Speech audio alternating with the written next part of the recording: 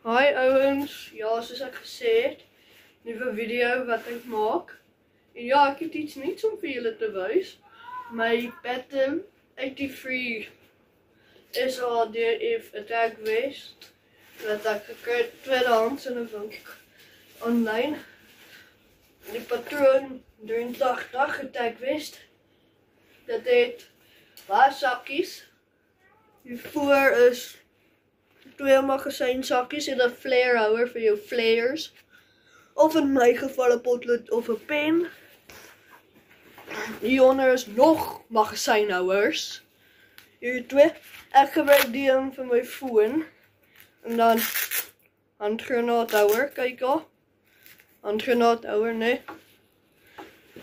En dan hier onder. Die ding is zwaar nou. En dan hier is nog magazijnsakke. Ja, die ding het magazyne vir daar. Hier agter, jy kan die maar net gebruik vir random goed. Of 'n radio, weet ek. Dan hier agter is radio pouches waar jy soos jou radio en goed insit. En dan hier straps hier wat so opgerol is vir 'n mortier. Dan op die kant is 'n medical pakkie, nee. Dit is nog 'n random pak. En dan bo hom is nog magazine pouches. Hier is of wat? So sê ek nou vir julle my. Oh ja, hier is die kant. Ja, maar ouens en vrouens.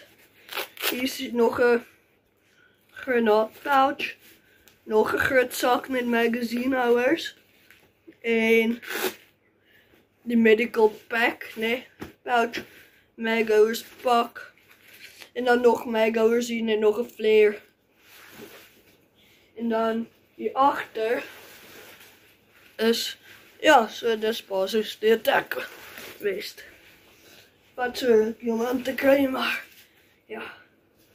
So ja, ek gaan net van nou af 'n bietjie meer video's dra. Bye bye.